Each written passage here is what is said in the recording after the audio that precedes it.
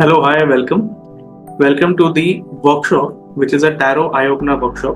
और इसमें हम बहुत सारे मिथ्स वगैरह बस्ट करेंगे, ठीक है? बिकॉज कई बार कई लोगों को बहुत सारी ऐसे सवाल होते हैं टैरो को लेके जो कि काफी ज्यादा ऐसा लगता है कि बहुत सिंपल है, बट वो उतने ही ज्यादा मुश्किल भी होते हैं आंसर करने के लिए। बिकॉज मैंने कई बार देखा, बस बहुत लोग आते हैं and the kind of questions they have generally एक तरीके में एक ही जैसे क्वेश्चंस होते हैं and I try to answer them all the time. So सोचा कि चलो एक वर्कशॉप के through I should answer the questions and कहीं ना कहीं मैं लोगों को हेल्प कर सकूं और कहीं ना कहीं बता सकूं कि भाई क्या है क्या नहीं। तो स्टार्ट करते हैं with the screen sharing. Okay, so hi, I am Manas. I am the founder of ancient wisdom society and I am also director at Mystical Astro Ventures Private Limited. So देखिए क्या है, हमारे यहाँ हम करते क्या, basically we deal with clients first of all and we also teach students and the people who want to study and कहीं ना कहीं उनको थोड़ा सा लगता है कि हाँ भाई थोड़ा अच्छा एक हैंड होल्डिंग मिले, तो वो चीज़ हम देते हैं। And we do not have too many students in a class. Generally हमारी जो क्लास की स्ट्रेंथ होती है 2 3 4, उससे ज़्यादा हम नहीं रखते। कारण ये है कि अगर हमने बहुत सारे लोगों को एक साथ सिखाया तो then what happens, you can not interact. Like if there are 50 और 100 people in a room, it will be really difficult to interact with each and everyone and generally फिर क्वेश्चंस वगैरह नहीं हो पाते। और जो टैरो है इसको भी मैं जब पढ़ाता हूँ तो मैं ऐसे पढ़ाता हूँ जैसे कहीं ना कहीं थोड़ा सा वो गुरु शिष्य परंपरा को हम किसी तरह से थोड़ा बहुत हम इनकलकेट कर सकें, because that is how people learn better and that is how you can become an expert or at least a good practitioner, जिसके पास अगर लोग आए तो आप भी उनको हेल्प कर पाओ, राइट? अब वैसे तो कुछ कोड ऑफ ऑनर वगैरह होता है जो कि मैं करता हूँ जब मेरे स्टूडेंट्स वगैरह आते हैं। तो आज हम कोड ऑफ ऑनर को स्किप करेंगे बिकॉज ये जो हमारी क्लास है इसमें हम ज्यादा ये सीखेंगे कि कैसे और कौन से मिथ्स होते हैं, क्योंकि मिथ्स बस्टर वर्कशॉप है। तो बहुत सारे लोग, खासकर अगर आप देखते हैं कि वेस्टर्न वर्ल्ड में ऐसे बहुत सारे लोग होते हैं जो बोलेंगे कि भाई टैरो जो है ये इविल है या ये किसी न किसी गलत ऊर्जाओं से जुड़ा हुआ है। कई बार वहां के लोग ना सैटर्न से भी इसको जोड़ देते हैं कि टैरो को सैटर्न से जोड़ दिया। लेकिन बात वही है कि टैरो को सैटर्न से जोड़ने की ऐसी कोई आवश्यकता नहीं है और ऐसा कुछ चीजें हैं नहीं। बेसिकली क्या होता है, टैरो में थोड़े से ऐसे कार्ड्स हैं जो कि थोड़े इंटिमिडेटिंग है, like the devil, the death and things like that. तो उसके कारण कई लोगों को ऐसा लगता है कि शायद ये कुछ गलत है। प्लस काफी सारे जो विचक्राफ्ट करते हैं बाहर या उस तरह की चीजों को फॉलो करते हैं, वो लोग भी कई बार टैरो को यूज करते हैं। तो कहीं ना कहीं मिसकंसेप्शन सा बन गया कि टैरो को जो यूज करते हैं वो या तो विचक्राफ्ट से जुड़े हुए हैं या तो किसी ब्लैक मैजिक से जुड़े हुए हैं, and that is why people think कि इट इज इविल, ये ऐसा है वैसा है, बट ऐसा कुछ भी नहीं है। देयर हैव बीन टैरो के रीडर्स जो कि कितने साल पुराने हैं और काफी हद तक वो अच्छी से अच्छी, अगर इंडिया में बात करें तो वैदिक परंपराओं को भी बहुत सारे लोग मानते हैं, वो लोग भी टैरो करते हैं। अगर मैं आउटसाइड ऑफ इंडिया की बात करूं तो काफी लोग ऐसे हैं जो कि 70-80 ईयर्स हो गए उनके लाइफ के, और जिसमें से 40-50 साल से भी ज्यादा से वो टैरो ऑलरेडी कर रहे हैं। तो ऐसा नहीं हो सकता कि अगर आप किसी गलत चीजों से जुड़े हो तो you will have a good life, right? तो ये तो एक चीज छोड़ दो। दूसरी चीज, टैरो सिर्फ वो पढ़ सकते हैं जो इंट्यूटिव एबिलिटीज के साथ आते हैं, या ऐसा है कि भाई कहीं ना कहीं कुछ इंट्यूशन होता है और वो इंट्यूशन अगर नहीं है तो आप टैरो को नहीं पढ़ सकते। तो ये चीज भी बिल्कुल ऐसी है कि कोई मतलब ही नहीं है इस बात का। क्यों नहीं है? देखो, इंट्यूशन जो होता है ना, वो इंट्यूशन आपको कहीं ना कहीं हेल्प जरूर करेगा, ठीक है? ऐसा नहीं कि इंट्यूशन आपको हेल्प नहीं करता, लेकिन इंट्यूशन के बिना आप टैरो नहीं कर सकते, ऐसा नहीं। टैरो को पढ़ने का एक तरीका होता है, खासकर जब मैं पढ़ाता हूँ, मैं अपने क्लासेस में जो पढ़ाता हूँ, आई टीच अ फ्रेमवर्क, और उस फ्रेमवर्क के अनुसार अगर आप टैरो को पढ़ेंगे तो you can read every time and every time you will be correct, ठीक है? ऐसा कुछ भी नहीं है कि आप गलत पढ़ो। मैं आपको पढ़ाना ही सिखाता हूँ इस तरह से कि आप अच्छे से और सही तरीके से ही पढ़ो। दूसरा, इससे रिलेटेड एक और मुझे याद आया, कई लोगों को लगता है कि यार टैरो में 78 कार्ड्स हैं, और 78 कार्ड्स को याद करना अपने आप में एक बहुत बड़ा चैलेंज हो जाता है। तो आई अंडरस्टैंड कि हाँ 78 कार्ड्स को अगर कोई याद करने बैठे तो it will be a challenge, but मैं आपको कहता हूँ कि आपको याद करने की जरूरत ही नहीं, because you actually do not have to remember. जो आपका टैरो का डेक होता है, पूरे के पूरे डेक में ना कुछ कॉमनैलिटीज है, बहुत अच्छी कॉमनैलिटीज है, और अगर आप उन चीजों को समझ जाते हैं तो हम बिल्कुल अच्छी तरीके से टैरो को पढ़ सकते हैं। फॉर एग्जाम्पल मैं कहता हूँ कि एक 3 स्टेप मेथड इनिशियली आप लगा सकते हैं जब आप बिल्कुल भी न्यू है। मान लीजिए आपने पहली बार टैरो को अपने हाथ में लिया है, टैरो कार्ड्स का कोई डेक अपने हाथ में लिया है, क्या करना चाहिए? एक तो होता है उसमें कलर, ठीक है। अगर आपको कलर्स और उनके मीनिंग्स पता है तो आप कलर्स को देखकर ही प्रेडिक्ट कर सकते हैं। दूसरा होता है कि बैकग्राउंड। हर एक टैरो के कार्ड में ना इमेज होती है, एक इमेज होती है, सामने कुछ सिंबल्स होते हैं और कुछ बैकग्राउंड में चीजें होती हैं। तो फोरग्राउंड और बैकग्राउंड आप दोनों को देख लो। जो बैकग्राउंड है उससे आप काफी चीजें प्रेडिक्ट कर सकते हैं, क्योंकि हर बार बैकग्राउंड कहीं ना कुछ डिफरेंट ही होगा। और उसके बाद जो फोरग्राउंड है, उस फोरग्राउंड को आप जब उसके सिंबल्स को, उसकी कुछ चीजें होंगी उसके हाथ में, या कोई का पर्सन है तो उसके हाथ में कुछ चीजें होंगी, कोई और चीजें होंगी, जो भी चीज है उन चीजों को आप पकड़ के अगर बराबर से करेंगे तो बहुत अच्छे से होगा। इसके अलावा अगर आपको एलिमेंट्स वगैरह पता है तो आपकी रीडिंग और बढ़िया हो जाती है, बिकॉज जैसे ही टैरो कार्ड्स के आप एलिमेंट्स को पढ़ना शुरू कर देते हैं आपकी रीडिंग का लेवल बढ़ना शुरू हो जाता है। उसके बाद अगर आपको और अच्छा करना है आप थोड़ी सी न्यूमरोलॉजी ऐड कर लीजिए। थोड़ा सा अगर आपको न्यूमरोलॉजी का हल्का फुल्का भी ज्ञान हो जाए तो टैरो को आप बहुत ही बढ़िया तरीके से पढ़ सकते हैं।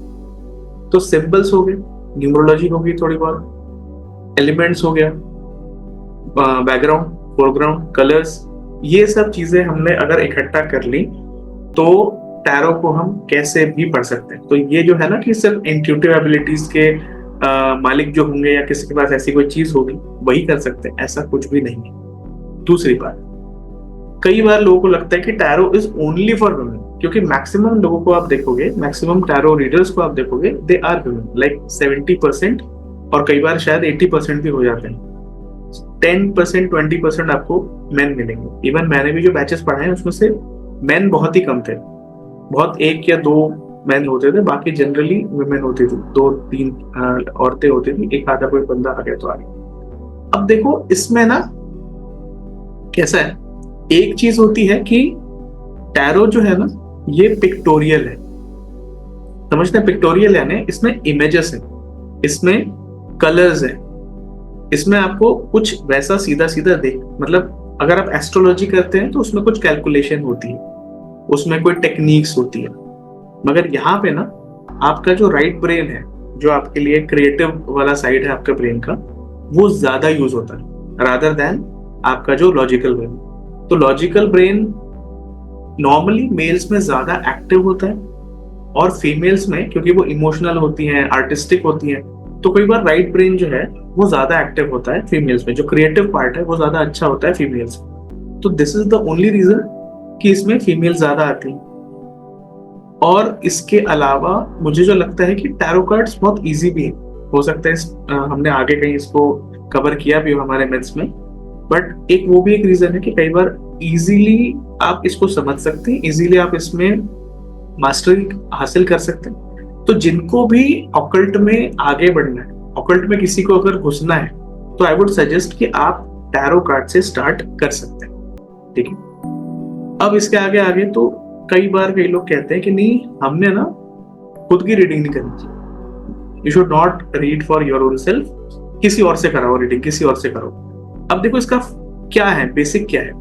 देखो टैरो कार्ड पहली बात वर्क कैसे करते हैं। टैरो जो है ना वो आपकी एनर्जीज पकड़ता है। अब इसको मैं बहुत अच्छे से अपनी क्लासेस में समझाता हूँ कि एग्जैक्टली कैसे एनर्जी पकड़ता है, क्या पकड़ता है क्या नहीं, बट एक नॉर्मल मोटा मोटा समझाऊं तो टैरो कार्ड्स आपकी एनर्जी को पकड़ता है। अब एनर्जी को पकड़ने के बाद कैसा होता है ना कि मोस्ट प्रोबेबली हम खुद के लिए कई बार कोई ना कोई खाता बायस हमारे मन में होता है, there is some kind of bias, negative bias हो सकता है, पॉजिटिव बायस हो सकता है, बट कोई ना कोई बायस हमारे दिमाग में हो सकता है। तो ये जो बायस होता है ना ये प्रॉब्लमेटिक है। अब देखो ऐसा कोई जरूरी नहीं है कि जिसके पास आप जाओगे टैरो कार्ड की रीडिंग लेने के लिए, उस बंदे के अपने बायसेस नहीं होंगे, उस बंदे के भी अपने बायसेस हो सकते हैं, उस व्यक्ति के अपने बायसेस हो सकते हैं। हो सकता है वो इतना ऑब्जेक्टिवली रीड ना करे। तो जो आपका सारा बेस है कि you can not read for yourself, वो कई बार खराब हो जाता है इस कारण से। अगर आपको अपने लिए रीड करना है तो इजीली आप कर सकते हो। ओनली थिंग इज, आप बहुत ज्यादा एजिटेटेड हो, स्ट्रेसफुल हो, किसी चीज के कारण परेशान हो, मतलब कहीं ना कहीं अगर कोई इम्बैलेंसेस आपको लग रहे हैं आपकी लाइफ में है, आप में कोई इम्बैलेंसेस आपको फील हो रहे हैं, तो in that case I would suggest कि हाँ, उस टाइम आपने खुद के लिए रीडिंग नहीं करनी चाहिए। बट जब भी आपके इम्बैलेंसेस नहीं है, आप बैलेंस्ड हो, आप you are feeling good, you are feeling okay, शांत है दिमाग, बेसिकली पीसफुल, तो आप टैरो की रीडिंग करो, नॉट एन इशू। ठीक है, इसके बाद आते हैं कि एक्यूरेसी जो है ना टैरो की बहुत वेरी करती है, और ये बहुत ज्यादा, मतलब even if you go to Astrotalk और सम मोर प्लेटफॉर्म्स, एस्ट्रोटॉक पे जाओ और किसी प्लेटफॉर्म पे जाओ, सब पे ना अगर आप चार, मतलब कई लोग हैं जो मेरे पास आए भी हैं, एंड मतलब एक रिसेंट में केस आपके साथ शेयर ही कर देता हूँ, so that you can get the gist of it. There was a customer यानी क्लाइंट था मेरा, जो कि एम्स्टर्डम से थे, एंड एम्स्टर्डम से उन्होंने मुझे कांटेक्ट किया था, और वही सब उन्होंने बताया पहले कि he went to Astroyogi, then to Astrotalk, then maybe somewhere else. उनका एक बिजनेस का इशू था बहुत बड़ा, तो उसके कारण he was very very in a panicky situation, काफी परेशान थे वो, and he wanted some answers. तो आंसर्स ढूंढने के लिए बंदे क्या करते हैं, ऑब्वियसली जितने लॉजिकल वेज है उन्होंने कर लिए होंगे, और कहीं ना कहीं उनको अब लग रहा था कि कहीं से कुछ हो नहीं रहा है, सो ही टर्न टू कि भाई टैरो से पूछ लेते हैं, एस्ट्रोलॉजी से पूछ लेते हैं। कई लोगों से उन्होंने पूछा, किसी एस्ट्रोलॉजर से पूछा, किसी टैरो कार्ड रीडर से पूछा, फिर घूम फिर के मेरे पास है। तो मैंने उनसे पहली बात कही थी कि भाई 4-5 लोगों के पास आप जाके रीडिंग कर पा रहे हो, पहली बात तो ये गलत है। और फिर उन्होंने बताया कि नहीं, जो 3 से 4 टैरो कार्ड रीडर्स थे, सबने ना मुझे डिफरेंट बताया, एक टाइप का आंसर किसी ने नहीं दिया, किसी ने ऐसा बोला है, किसी ने वैसा बोला है। कुछ जो अच्छे थे वो तो ठीक थे, कोई लोग तो ऐसे थे जो डराना शुरू कर दिए कि ऐसा हो जाएगा, वैसा हो जाएगा, पता नहीं क्या क्या। तो मैंने उनसे वही समझाया कि देखो, डराना और ये कई लोग ऐसे करते हैं, I don't know why they do it, but they do it. उनको लगता है कि उनके क्लाइंटेल बढ़ जाएगा, या वो क्लाइंट उनके पास से कहीं नहीं जाएगा, बल्कि एक्चुअली उसका उल्टा हो जाता है। और मैं हमेशा मेरे स्टूडेंट्स या मेरे सर्कल में आने वाले जितने भी लोग हैं, जितने भी एस्ट्रोलॉजर्स हैं, टैरो कार्ड रीडर्स हैं, न्यूमरोलॉजिस्ट हैं, मैं सबको मना करता हूँ कि भैया ये तो काम बिल्कुल मत करो, किसी को मत डरो। तब मैंने उनसे कहा कि भाई let's do a reading first, और भले एस्ट्रो की तरफ से भी हम देखेंगे, एस्ट्रोलॉजी की तरफ से भी देखेंगे, टैरो कार्ड रीडिंग की तरफ से भी देखेंगे, और फिर आप मुझे बताना कि मेरा रीडिंग मैच कर रहा है, आपसे मैच कर रहा है, या अगर आपको लगता है कि कुछ डिफरेंस है तो आप मुझे बताओ। तो जब मैंने उनके लिए रीडिंग करी, तो कुछ चीजें जो बाकी लोग बता रहे थे वो तो इश्यूज आए ही कि हाँ भाई there was some issue, plus मैंने उनको काफी सारी ऐसी भी चीजें बताई जिससे उनको हेल्प हुई, एंड कैसे आगे उस बिजनेस को लेकर जाना, अगर किसी चीज को छोड़ना है तो कैसे छोड़ना है, कौन बंदा हेल्प करेगा, एक एक चीज मैंने उनकी डिमिस्टिफाई की, और टैरो की मदद से ही करी, ताकि मैं उनको ये दिखा सकूं कि टैरो काम करता है, और एक एक जो मैं प्रेडिक्शंस कर रहा था वो प्रेडिक्शंस बिल्कुल एक्यूरेट बैठ। तो उन्होंने वही देखा कि हाँ टैरो काम करता है, maybe the people who are reading in a different sense, कई बार कोई लोग अलग अलग मूड में होते हैं और पढ़ते हैं, तो उसके कारण कई बार प्रॉब्लम होती है। तो इसीलिए टैरो कार्ड रीडिंग एक्यूरेट होती है, लेकिन अगर 4-5 बार 6 बार आप सेम क्वेश्चन पूछोगे या अलग अलग लोगों के पास जाओगे, तो there be some different flavours that will be learn. तो उसको आपने अगर अवॉइड करना है तो अवॉइड करने के लिए बस ये कर सकते हैं, जनरली 1 या 2 जो आपके ट्रस्टेड हो, आप उन्हीं के पास जाइए, उन्हीं से रीडिंग कराइए, एंड व्हाटएवर दे से एक्सेप्ट इट। ठीक है। दूसरी बात ये होती है एक्यूरेसी में कि टैरो बहुत लॉन्ग टर्म नहीं प्रेडिक्ट कर सकता, खाली आसपास की चीजें टैरो करता है प्रेडिक्ट। अब ये जो है ना कि शॉर्ट टर्म या शॉर्ट ड्यूरेशन की चीज है, ये बात कहीं कुछ हद तक सही है, बिकॉज टैरो कहीं ना कहीं आपका माइंडसेट पकड़ता है, आपकी एनर्जीज पकड़ता है।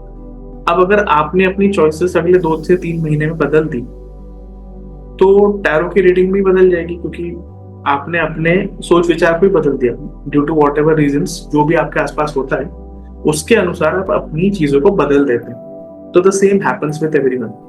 तो इसीलिए कई बार टैरो की रीडिंग आपकी डिफरेंट आती है। और एक्यूरेसी ज्यादा करनी है तो जनरली आप शॉर्ट ड्यूरेशन के क्वेश्चंस पूछ सकते हैं, और कुछ ऐसा पूछ सकते हैं जो कि ज्यादा मतलब रेलेवेंट हो, और ऐसा कुछ ना हो कि बहुत ज्यादा चॉइस पे या ऐसी ऐसी चीजों पर डिपेंड करता है कि वो फ्लक्चुएट ही हो जाए। अब इसके लिए क्या है ना कि व्हेन जब मैं ट्रेन करता हूँ लोगों को, जब मैं बताता हूँ तो मैं उनको सीधे सीधे बताता हूँ कि प्रोफेशनल टैरो रीडिंग करते कैसे, क्वेश्चंस अगर हमने डालने हैं तो कौन से क्वेश्चंस डालने हैं, किस तरीके से क्वेश्चंस पूछने के लिए बताएं। बिकॉज कहीं ना कहीं आपका एज अ टैरो रीडर आपका काम ये भी बनता है कि आप पहले अपने जो स्टूडेंट्स या अपने जो क्लाइंट्स हैं, क्लाइंट्स को आप बताओ कि भाई क्वेश्चन पूछना कैसे है। बिकॉज अगर उन्होंने कुछ आड़ा तिरछा सा क्वेश्चन पूछा है, फिर उसका अगर आंसर गलत आता है तो उसके लिए शायद आप या वही जिम्मेदार है रादर देन टैरो। जैसे कि एक और चीज मैं कहता हूँ, टूल जो होता है ना ये कभी भी खराब नहीं होता। कहते हैं ना कि bad workman blame there tools, तो वो वाली चीज होती है। कई सारे जो बैड वर्कमैन होते हैं ना वो ये गलती करते हैं कि अपने टूल्स को ब्लेम कर रहे होते हैं। सबसे बड़ी बात यह है कि अगर मान लीजिए आप माइक्रोसॉफ्ट यूज करते हैं, और माइक्रोसॉफ्ट में आप वर्ड भी यूज करते हैं, आप पावर पॉइंट भी यूज करते हैं, आप नोट पैड जो होता है वो भी यूज करते हैं, यू ऑल्सो यूज एक्सेल। अब आप चाहेंगे तो सब पे लिख सकते हैं, है ना, लिखने में तो कोई प्रॉब्लम नहीं है, नोट पे भी लिखा जा सकता है, पीपीटी पे भी लिखा जा सकता है, वर्ड और एक्सेल सब में लिख सकते हैं। लेकिन क्या सिर्फ लिखना ही है उस पर, वही काम है उसका? नहीं, नोट्स का एक अलग काम होता है, वर्ड है तो वर्ड फाइल का अलग काम होता है, पावर पॉइंट का एक डिफरेंट काम प्रेजेंटेशंस के काम आती है, और अगर कहें कि एक्सेल है तो Excel is for formulas and things like that, data वेटा उसके लिए। तो वही चीज है कि हर एक टूल जो है ना वो अलग अलग काम करता है, हर एक अलग अलग मोडालिटी की तरफ। तो कौन सी मोडालिटी यूज कर रहे हैं, कौन सा तरीका यूज कर रहे हैं, उसके हिसाब से आपकी चीजें होती है। तो इसलिए कभी भी टूल्स को हम ब्लेम नहीं कर सकते। Tarot as a tool is a very nice tool. मतलब मैंने कई बार इतनी ज्यादा स्टनिंग प्रेडिक्शंस करी है टैरो से, और मतलब कुछ ऐसा हुआ कि जिनके लिए मैंने प्रेडिक्शन करी थी उन्होंने 2-4 लोग, वही है ना, लोग पता नहीं बड़े डिससेटिस्फाइड रहते हैं, पता नहीं क्या उनको इतनी क्यूरियोसिटी रहती है। एक टैरो कार्ड रीडिंग ले ली लेकिन फिर भी और 2-3 लेनी है, और 1-2 लोगों के पास, 3 लोगों के पास जाना, तो उन्होंने भी सेम किया, वो भी 2-3 लोगों के पास गए। अब कुछ प्रेडिक्शंस जो मेरी थी वो मेरी ही थी, मैंने ही दी थी, बाकी किसी ने नहीं दी। कुछ प्रेडिक्शन सेम निकली, कुछ थोड़ी इधर उधर थी, जो भी था अलग। अब उनके साथ जो वाक्या हुआ, उस वाक्या होने के बाद उन्होंने मुझे कॉल किया कि जो आपने प्रेडिक्शन करी थी वो एग्जैक्ट वैसा का वैसे ही हुआ है, and this has happened with me. और ये आपने करीबन 1 महीने 1.5 महीने पहले करी होगी, जबकि मैं इंडिया के टॉप टैरो रीडर्स के पास या टॉप के एस्ट्रोलॉजर्स के पास भी गया था, बट ये प्रेडिक्शन मुझे सिर्फ आपने दी थी, and this has come true like anything. अब मैं क्या करूं बताओ? तो ठीक है, मैंने उनको जो भी पॉसिबल मदद हो सकती थी मैंने वो सारी दे दी, बता दिया क्या क्या कर सकते हैं, क्या रेमेडीज हो सकती हैं वगैरह। तो बात यह है कि टैरो एक्यूरेट है ये तो मैं हर बार देखती हूँ, एंड ऐसे मेरे पास काउंटलेस एग्जांपल्स है। जब मैं पढ़ाता हूँ तो मैं पूरा केस स्टडी बेस्ड ही पढ़ाता हूँ। आई ऑलवेज, क्योंकि कैसा होता है ना कि आपको सिर्फ मैं बता दूं कि कोई चीज हुई थी या ऐसा है वैसा है, उससे अच्छा मैं एक प्रैक्टिकल एग्जांपल लेके बताऊं कि हाँ ये पर्टिकुलर पर्सन के साथ एग्जैक्टली क्या हुआ था, एंड इसी की वजह से मैं इस तरीके की बातें करता हूँ, because that is what something I have already observe. चलो एक केस स्टडी आपको और बता ही दे दूं। एक बार ये हुआ था कि एक माता जी आई थी मेरे पास, उनको अपने कोई एक रिलेटिव के शादी में जाना था, and she was very keen on going to the marriage. अब शादी में जाना है, शादी में जाना, मैं कहा ठीक है भाई देख लेते हैं। बोले होगा या नहीं होगा? मैंने कहा ठीक है बता देते हैं। तो मैंने निकाला, मैंने बता दिया उनको कि no it is not showing कि भाई आप जा सकते, यू कांट गो। कहती अरे ऐसा कैसे हो सकता है, मुझे तो जाना ही, मैं तो जाऊंगी, टैरो नहीं बोलते तो क्या हो गया, मैं तो जाऊंगी। मैंने कहा ठीक है आप चले जाइए, उसमें क्या। फिर उन्होंने अपने बेटी को बैठाया, क्योंकि उनकी बेटी का भी सेशन था मेरे साथ, तो उनकी बेटी को बोला उन्होंने कि मेरे लिए क्वेश्चन पूछो कि क्या मैं जा रही हूँ हिंद। अब मैंने उनको बोला कि भाई ऐसे बार बार क्वेश्चन करना तो अच्छी बात नहीं है, लेकिन अब ठीक है, क्लाइंट है, क्यूरियोसिटी है, क्या करें। मैंने कहा ठीक है भाई, देख लेते उसमें भी आया कि नहीं रह सकते। फिर थोड़ी देर बाद उनके हस्बैंड है, उनको उन्होंने बताया कि नहीं नहीं, आप बैठो इनके साथ, आप भी सवाल करो, क्या ये अब भी बताएगा। जस्ट टू चेक एक्यूरेसी उन्होंने 3 लोगों को मेरे साथ बैठाया। अब हर बार आंसर वही आ रहा था कि no you can not go, और मैंने उनको यही बताया था कि रीजन क्या होगा, reason would be something medical. अब मेडिकल का रीजन, और थोड़ा सा अगर मैंने उनको इन डेप्थ बताया भी था, अल्टीमेटली हुआ ये कि उनको कैंसर डिटेक्ट हो गया in the due course of time. उनके कोई टेस्ट हुए एंड कैंसर निकल आया, एंड उसके कारण वो नहीं जा पाए और डॉक्टर ने उनको मना किया। तो मैंने उनको वही बताया था कि मेडिकल रीजन होगा और उस वजह से आप नहीं जा पाएंगे। तो एग्जैक्टली वही चीज हुई। तो टैरो बहुत एक्यूरेट है, मतलब मेरे पास तो इतने सारे एग्जाम्पल्स है, इतने सारी केस स्टडीज हैं, और मैंने हमेशा देखा है कि बहुत ही सॉलिड काम करते हैं। कई बार कई दूसरे जो दूसरे कोई मतलब मोडालिटीज होंगी, टूल्स होंगे, उससे भी बेटर काम कर रहे हैं। बट हाँ, आपको रीडिंग अच्छे से आनी चाहिए, that is what I will say, कि आपने as a reader you should be a good reader. ठीक है, तो कॉमन मिथ्स में हम आगे बढ़ते हैं। आगे यह है कि जैसे कि यहाँ पे हमने बोला है कि tarot deals with bad news, क्योंकि मैंने पहले ही बोला कई लोग ना इसको, अब क्या है कि टैरो में कुछ कुछ ऐसे कार्ड्स हैं जो बहुत आप कह सकते हैं कि काफी डिस्टर्बिंग होते हैं। मतलब डेथ और डेविल तो मैंने बता दिया, बट इसके अलावा भी कुछ ऐसे कार्ड्स होते हैं जो कि जैसे 10 ऑफ स्वॉर्ड्स वगैरह आ गया, 10 ऑफ स्वॉर्ड्स हो गया, 3 ऑफ स्वॉर्ड्स हो गया। तो ये सब ऐसे हैं कि थोड़े से खतरनाक ही लगते हैं, लोगों को थोड़ा डर लगता है, और इसीलिए कई लोग फिर एंजल कार्ड्स की तरफ चले जाते हैं या कोई और मोडालिटीज की तरफ चले जाते हैं। बेसिक बात यह है कि डरने वाली कोई बात नहीं है। ऐसा कुछ नहीं कि डेथ का कार्ड निकल गया, डेथ का कार्ड अगर निकल गया आपके लिए तो आपकी मृत्यु हो जाएगी, या ऐसा कुछ भी नहीं। मतलब इससे बड़ा अंधविश्वास, इससे बड़ा सुपरस्टिशन और कुछ नहीं हो सकता। ठीक है, डेथ का भी कार्ड आ जाए, डेविल का कार्ड आ जाए, चाहे कितना भी बुरा और कोई कार्ड आपको लगता है कि ये नहीं आना चाहिए और वो आ जाता भी है, तो it is just showing a temporary face. It is just showing कि भाई अभी के लिए कोई दिक्कत है, लेकिन ये आगे कभी ना कभी सॉल्व जरूर होगी। और उसी कार्ड में जो मतलब इतना नेगेटिव कार्ड है, बट उसी में कहीं ना कहीं गाइडेंस भी छुपा होता है और नई होप के लिए आंसर भी छुपा होता है। बट कई बार लोग उसको देखते ही नहीं है, बिकॉज इतना ज्यादा वो ओवरवेल्म हो जाते हैं उस कार्ड की नेगेटिव बातों से, या उस कार्ड के नेगेटिव इंटरप्रिटेशन से, या नेगेटिव डिपिक्शन से। इंटरप्रिटेशन तो छोड़ो, सिर्फ डिपिक्शन देख के डर जाते हो। तो ये चीज। अब अगर हम बात करें कि कई बार कई लोग ये कहते हैं, मतलब खासकर ये ना प्रचलन ज्यादा वेस्टर्न में, मतलब वेस्टर्न कंट्रीज में, western side of the world में है, कि आपको आपका डेक जो है वो कोई ना कोई गिफ्ट करे तो आप अच्छे टैरो कार्ड रीडर बनेंगे। It should be handed over to you और it should be gifted to you. But देखो, ये वहां के लिए थोड़ा प्रोबेबल हो भी सकता है, बट हमारे लिए तो बिल्कुल भी नहीं, because we do not have a culture where people will gift tarot cards to each other, मतलब टू ईच अदर, है ना। कोई नियर एंड डियर को हम कोई कहाँ टैरो कार्ड्स गिफ्ट करता है आजकल? कोई भी नहीं। हमारे यहाँ तो कोई भी नहीं करता, इंडिया में तो कोई नहीं करता। और हमें कुछ करना होगा हम दूसरी चीजें करेंगे, टैरो कार्ड तो गलती से नहीं करते।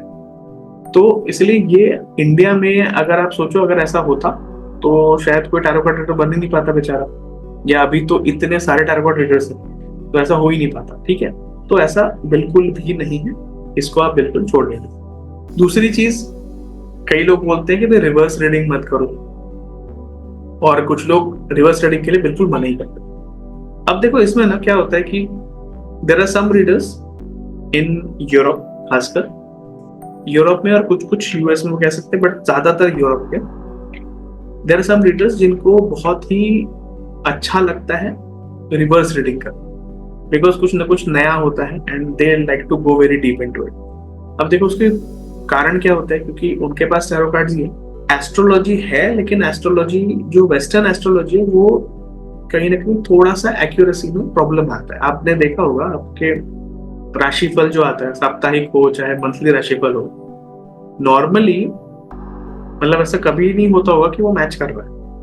Once in a blue moon match करता हो, बट हमेशा मैच करता है या 60-80% से ज्यादा मैच कर रहा है, ऐसा आप जनरली नहीं देखोगे, क्योंकि वो आपकी सन साइन के हिसाब से बता रहे होते हैं। जबकि सन साइन के हिसाब से आप जब भी देखोगे कहीं ना कहीं आपको लगेगा कि नहीं यार ये चीज मैच नहीं कर रही, वो चीज मैच। वहीं पे अगर आप मून साइन के हिसाब से देखोगे या मून साइन के हिसाब से मैचिंग करोगे, तो आपको दिखेगा कि नहीं ये तो काफी मैच कर रहा है, कुछ ना कुछ अच्छा हो रहा है। तो ये एक मेन फर्क हो गया। रिवर्स में ये होता है कि जैसे मतलब एक जनरल प्रिंसिपल अगर बता दूं, तो what ever the card says when it is upright, यानी जब सीधा होता है तो वो बोलता है, रिवर्स कर दो तो उसका उल्टा होता है। बट क्या हमेशा ऐसा होता है? नहीं। क्या हर एक कार्ड के साथ ऐसा होता है? नहीं। तो हमें ये चीज पकड़नी आनी चाहिए कि कौन से कार्ड्स के लिए ये चीज है और कौन से कार्ड्स के लिए ये चीज वैलिड नहीं है। तो वैलिडिटी हमें पता होनी चाहिए और क्या एक्सेप्शंस है ये भी मालूम होना चाहिए, उसके बाद ही आप रिवर्स रीडिंग कर सकते हैं। प्लस एक और जो मेन मुद्दा है, एक और चीज है कि या एक और डिबेट है कि देखो टैरो कार्ड्स में ना सब तरह के कार्ड है। There are good cards, bad cards या पॉजिटिव कार्ड, नेगेटिव कार्ड, सारे टाइप के कार्ड्स हैं। एंड 78 कार्ड्स के थ्रू वो काफी हद तक 78 लाइफ सिचुएशंस को कहीं ना कहीं आपके सामने पोर्ट्रे कर रहे हैं। तो इतनी सारी सिचुएशन उन्होंने ऑलरेडी डाल दी है, तो आपको और उसको उल्टा पढ़ने की जरूरत नहीं। कई लोग तो यही समझते हैं कि भाई उल्टा पढ़ के आप कॉम्प्लिकेट ही क्यों कर रहे हो चीजों को। तो वो चीज है। अब मेन चीज आपने यही समझनी कि हो सके तो at least initial when you are just starting, या आपके इनिशियल मान लो 100, 200, 500 क्लाइंट जब तक नहीं होते, या एटलीस्ट 100 क्लाइंट जब तक नहीं होते, 50 से 100 क्लाइंट जब तक आप नहीं देख लो, तब तक आप रिवर्स रीडिंग के ऊपर ना जाए। क्यों? क्योंकि कहीं ना कहीं टैरो कार्ड्स अपने आप में थोड़े वैसे ही डिफिकल्ट होता है कई बार रीड करना। सब कुछ सिखाने के बाद में भी, सब कुछ सीखने के बाद में भी कई बार सिचुएशंस ऐसी आ जाती हैं, क्वेश्चंस ऐसे आ जाते हैं कि, और वो उस क्वेश्चन के बाद जो आपका कार्ड निकल के आता है वो ऐसा होता है कि आपको समझ में नहीं आता कि मैं इसमें बताना क्या है। यू विल फील लाइक कि अरे मैं क्या बताऊं क्या नहीं, है ना। तो ये चीज है। तो इसीलिए ट्राई कीजिए हमेशा कि इनिशियली आप रिवर्स ना मतलब रिवर्स रीडिंग्स ना करें, बाद में करें जब थोड़ा एक्सपीरियंस आ जाए। अब कई लोग कहेंगे कि भाई why learn tarot instead of astrology, भाई हम एस्ट्रोलॉजी कर लें, टैरो क्यों पढ़ें, है ना। तो उनके लिए मैं सिर्फ इतना बताऊंगा कि देखिए, तो एस्ट्रोलॉजी जो होती है ना वो थोड़ी डिफिकल्ट होती है जनरली, लेकिन अगर आप देखेंगे कि टैरो कार्ड्स हैं वो काफी हद तक इजी होते हैं। मतलब it is easier compared to, अगर आप बात करें तो it is easier than astrology. क्योंकि एस्ट्रोलॉजी में मान लीजिए अगर आप वैदिक करते हैं, इन केस अगर आप वैदिक करते हैं, वैदिक के शौक रखते हैं वैदिक एस्ट्रोलॉजी का, तो जनरली क्या होता है कि आपको एक प्रेडिक्शन अगर करना है तो उस एक प्रेडिक्शन करने के लिए आपको बहुत सारी चीजें एक्चुअली में ध्यान देनी पड़ती है, बहुत सारी चीजें आपको देखनी पड़ती है। यानी एक प्रेडिक्शन के लिए आपको कम से कम 5, 6, 7 टेक्निक्स लगा के देखनी पड़ेगी, या टेक्निक्स बोलूं या रूल्स बोलता हूँ, टेक्निक से अच्छा आई वुड सजेस्ट कि रूल्स होते हैं। तो 5 से 7 रूल्स आपको लगा के देखने पड़ेंगे। जब ये रूल लग जाएंगे आप तब वो एक प्रेडिक्शन कर सकते हो, ठीक है। तो एक प्रेडिक्शन करने के लिए अगर आपको 5 से 7 रूल्स लगा के देखने पड़ रहे हैं तो it is in itself a lot of, मतलब बहुत बड़ी प्रॉब्लम रादर देन। अब आप देखो कि जब आप एस्ट्रोटॉक पे रहोगे, ठीक है, जब आप एस्ट्रोटॉक पे हो या किसी ऐसे डिजिटल प्लेटफॉर्म पे हो, may be divine talk, AstroTalk, आजकल तो बहुत सारे आ गए, पता नहीं क्या एस्ट्रो योगी, ये वो बहुत सारे होते हैं। अब क्या होता है कि मान लेते हैं कि इन केस अगर आप किसी ऐसे प्लेटफॉर्म पे हो, आपके पास जो बंदा आया होता है ना वो 5 मिनट 3 मिनट ऐसे लेके आया होता है, मतलब चाहे वो फ्री हो, कई बार प्रमोशनल्स वाले होते हैं, कई बार वैसे होते हैं, या कई बार कोई आता है तो बस 5-10 मिनट लेके आता है। अब अगर आप एक प्रेडिक्शन करने के लिए 6, 7, 8, 10 रूल्स पढ़ते रहेंगे, या वो सारे रूल लगा के पहले देखेंगे, उसके बाद सोचेंगे कि आंसर करना है कि नहीं, it will take a lot of time. और लोगों के पास जनरली ना इतना सारा टाइम होता नहीं, मतलब आजकल वैसे भी रील्स का जमाना है, nowadays people are not really patient enough just to see कि भैया ये प्रेडिक्शन आपकी हो रही है नहीं हो रही, या आप कितना टाइम लगा रहे हो। अल्टीमेटली लोगों को फटाफट चाहिए। इट्स लाइक 2 मिनट टूडल्स है, 60 सेकंड रील्स है, 30 सेकंड रील्स हो गए आजकल तो, 15 सेकंड 20 सेकंड वाले भी आ गए, ये सिर्फ 10 सेकंड 15 सेकंड की रील है, उसी में कुछ ना कुछ बता रहे हैं। तो लोगों को ना बहुत फास्ट चाहिए होता है। तो आपको टाइम अगर सेव करना है तो टैरो इज द थिंग। आप टैरो करो, बहुत इजीली, बहुत एक्यूरेट आंसर आप दे सकते हो, and within very very less time. If you are a good reader तो आप बहुत ही कम टाइम में अपनी रीडिंग्स कर सकते हैं। बाकी इसके अलावा अगर बात करूं तो टैरो में जैसे कई बार लोग बोलते हैं कि एस्ट्रोलॉजिकल एस्पेक्ट्स नहीं है, या और भी बहुत सारे प्लैनेट्स वगैरह भी ठीक से नहीं है, ये वो बहुत चीजें बोली जाती हैं। जनरली क्या होता है, जब आप वेस्टर्न मेथड से सीखते हैं तो वेस्टर्न मेथड में प्रॉब्लम ये होती है कि वो लोग कोई प्लैनेट उसको बता भी देते हैं, किसी न किसी एक ज़ोडिएक से उसको वो लोग जोड़ भी देते हैं। बट फिर भी बहुत बार अगर आप ठीक से पढ़ोगे, ठीक से आपको थोड़ी भी नॉलेज है, तो आपको ये दिखेगा कि it is very difficult to make accurate predictions. तो टैरो को जरूरी है हमें जोड़ना हमारे अपने वैदिक चीजों से, हमारे अपने सनातन चीजों से। उसके बाद आप इंडिया में बहुत अच्छी प्रेडिक्शन कर सकते हो। अदरवाइज क्या होता है कि आप अगर वेस्टर्न वाली चीजें करोगे तो इंडिया में चलती नहीं। जैसे आप जानते हो कि भले ही वेस्टर्न में कोई चीज चलती है या वेस्टर्न वर्ल्ड में कोई चीज चलती है, उसको कहीं ना कहीं कॉपी पेस्ट करके या थोड़ा सा तोड़ मरोड़ के इंडिया में उसको लाते हैं, एंड थोड़ा सा इंडियनाइज्ड वर्जन उसका बहुत अच्छा चलता है। तो वो इंडियनाइज्ड वर्जन करना बहुत जरूरी है, क्योंकि डायरेक्टली आप बाहर से चीज यहाँ लेके आएंगे तो वो नहीं चलती। और खासकर जो मेरा प्रोग्राम है, मैं जो पढ़ाता हूँ, उसमें मैं बहुत ज्यादा इस चीज पे फोकस करता हूँ कि उसको मैं सनातन या एक तरह से हमारा जो वैदिक परंपरा है उससे जोड़ के और उसके बाद उस चीज पर आगे लेके। इसके बाद आता है कि भाई एक होती है जनरलाइज स्टेटमेंट। कई सारे ज्योतिष, कई सारे टैरो रीडर्स हो गए, बाकी भी लोग ये एक जनरलाइज स्टेटमेंट मानते हैं। और इसके अलावा एक होती है, या इसके अपोजिट में एक होती है काफी डीप रीडिंग। अभी कह क्यों रहा हूँ, क्योंकि देखो जो जनरलाइज स्टेटमेंट होती है ना, जैसे कि किसी ने कह दिया कि भाई आपके लाइफ में कोई ना कोई प्रॉब्लम चल रही है, अब कोई ना कोई प्रॉब्लम चल रही है, अगर ये ऐसा कोई बोल रहा है तो ये तो ऑब्वियस है, सबके लाइफ में कोई ना कोई प्रॉब्लम तो कभी ना कभी चल ही रही होगी। कई बार आप देखेंगे यूट्यूब पे भी ऐसे आते हैं और फिर लोग उनकी मीम्स बना देते हैं, चाहे ध्रुव राठी उनके ऊपर वो बना देता है, वीडियो बना देता है कि भाई ये कैसे बातें कर रहे हैं। तो भाई प्रॉब्लम वहीं पर है कि आप ओवर जनरलाइज जहाँ कर देते हैं वहां इशू होता है, और वहां पे फिर लोग आपकी बातों को भी, मतलब क्या है कि कोई मतलब नहीं बनेगा ना उसका। आपके लाइफ में कोई ना कोई प्रॉब्लम सबके लाइफ में होती है। आपके सर्कल में कोई ऐसा है जो आपका दुश्मन है, ऐसे भी बोलते हैं कई लोग। आपके कुछ हिडन एनिमीज है, अरे भैया सबके होते हैं। कौन है ऐसा व्यक्ति जिसको सब लोग प्यार ही करते हैं, कोई उसका दुश्मन नहीं है, या कोई हिडन एनिमी किसका होगा नहीं, या ये वो, मतलब जनरली ऐसा होता ही नहीं। कई बार ऐसा हो या ना हो, लेकिन इस तरह की रीडिंग किसी काम की नहीं। Whether it works, whether it doesn't, main तो चीज है कि ऐसी रीडिंग किसी काम की। आप जब भी करें थोड़ी सी डीप रीडिंग करें, थोड़ा ठीक से करें। फर्ज करो कि जैसे मैंने जो बहुत पहले एग्जांपल दिया था उसी में थोड़ा सा ऐड करता हूँ कि जब मुझे किसी ने पूछा कि मेरी शादी होने वाली है ना, मेरी शादी होने वाली है, तो अब मैं क्या करूं क्या नहीं, ये बस पूछ ही रहा था।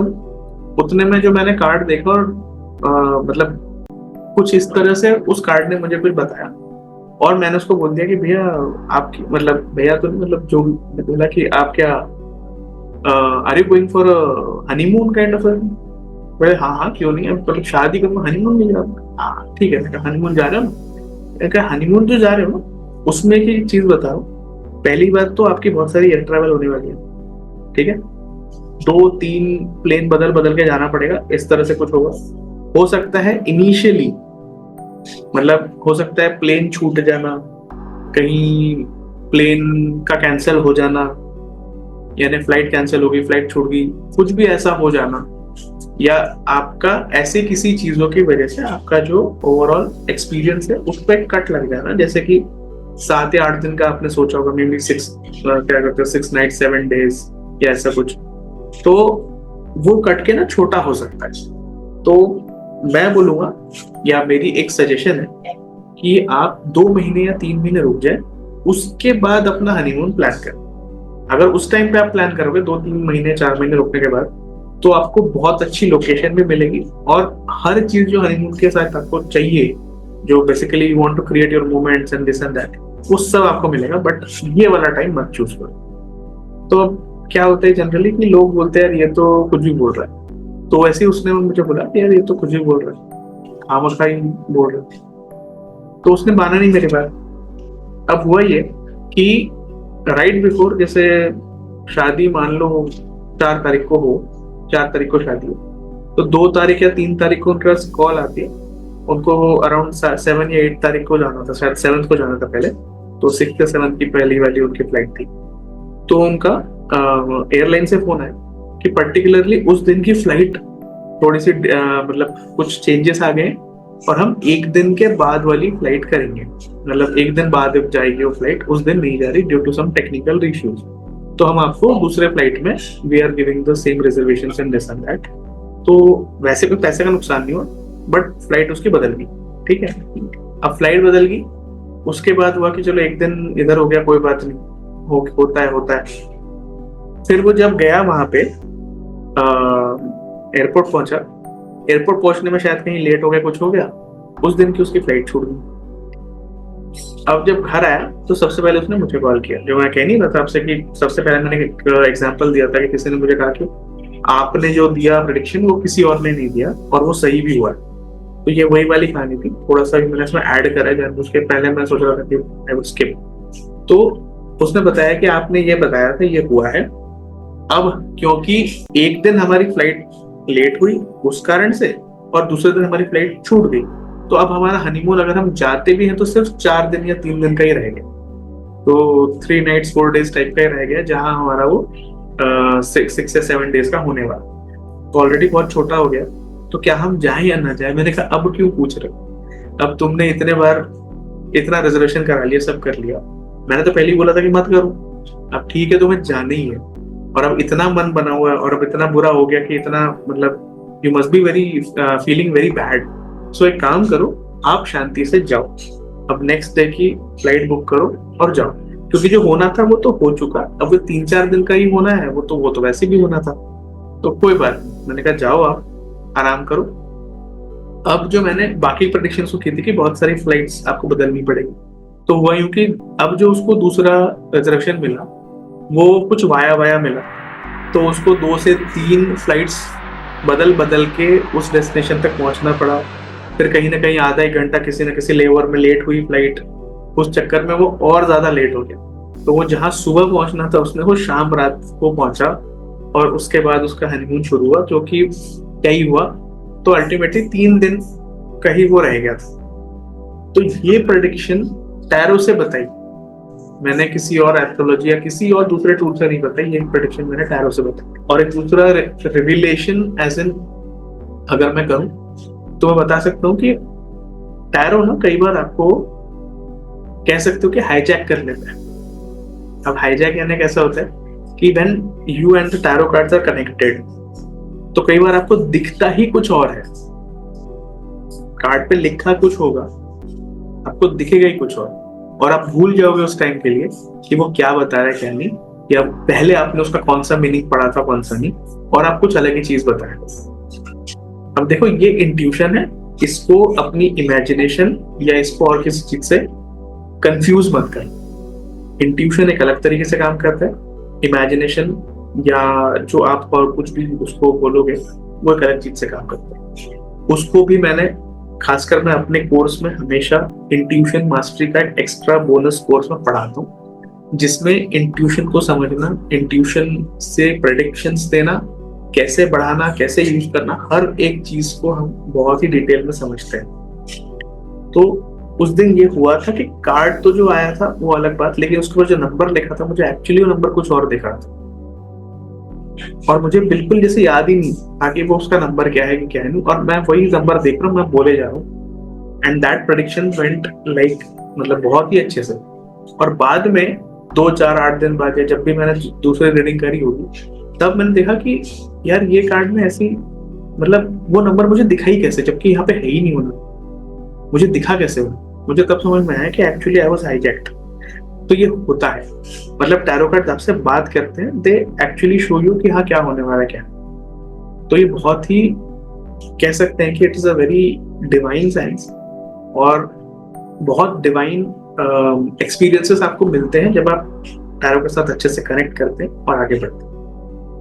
ठीक है, अब इसके अलावा अगर आप मुझे थोड़ा सा 2 मिनट और दें तो मैं एक छोटी सी चीज आपसे बताना चाहूंगा कि हम लोग जो है ना, ये काफी सारी चीजें हम पढ़ाते हैं, लेकिन चलो आपको मैं सिर्फ एक छोटा सा इंट्रोडक्शन देके छोड़ूंगा कि क्या है टैरो में, फिर हम कल इसके आगे और पढ़ेंगे। तो देखो, पहली बात तो मैंने जस्ट थोड़ी देर पहले ही बताया था कि देयर आर 78 कार्ड्स। ठीक है, 78 कार्ड्स होते हैं, जिसमें कि मेजर अरकाना के 22 कार्ड्स होते हैं और माइनर अरकाना के 56 कार्ड्स होते हैं। अब ये अरकाना क्या है, ये क्या है, वो क्या है, हम कल देख लेंगे आराम से। बट जनरली क्या है कि थोड़ा सा स्पिरिचुअल कार्ड ज्यादा होते हैं, ज्यादा इनकी वेटेज होती है, इसीलिए इनको मेजर कहते हैं। और जो माइनर है इनकी वेटेज कम होती है, और कह सकते हैं कि थोड़ा सा टेम्पररी टाइप का होता है। मतलब जो भी ये दिखाते हैं थोड़ा टेम्पररी दिखाए, बहुत लॉन्ग टर्म का या बिल्कुल पत्थर की लकीर टाइप का चीज है ऐसे नहीं पता। अब इन 56 कार्ड्स में एक और चीज होती है कि सूट्स के कार्ड्स होते हैं जो कि 40 होते हैं, क्योंकि हर एक, अब देखो 4 सूट्स हैं और हर एक में 4 4 होते हैं। तो ये जो कोड कार्ड्स हैं ये 16 होंगे इसमें, और जो सूट कार्ड्स हैं ये 40 होंगे। ठीक है, तो ये हो गया 56 कार्ड्स का हिसाब कि 10 कार्ड उस सूट में आए जो उस सूट के हैं। जैसे सूट यानी इसमें 4 टाइप के सूट्स होते हैं।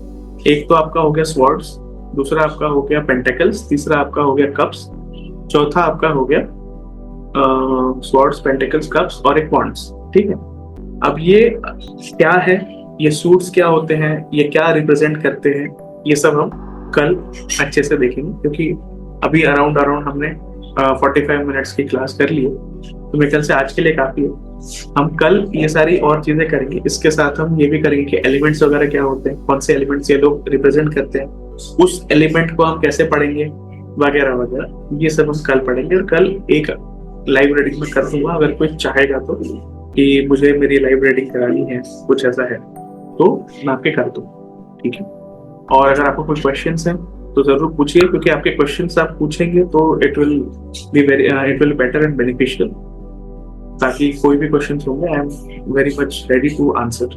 ओके, ठीक है जी, thanks a lot, I am ending the session.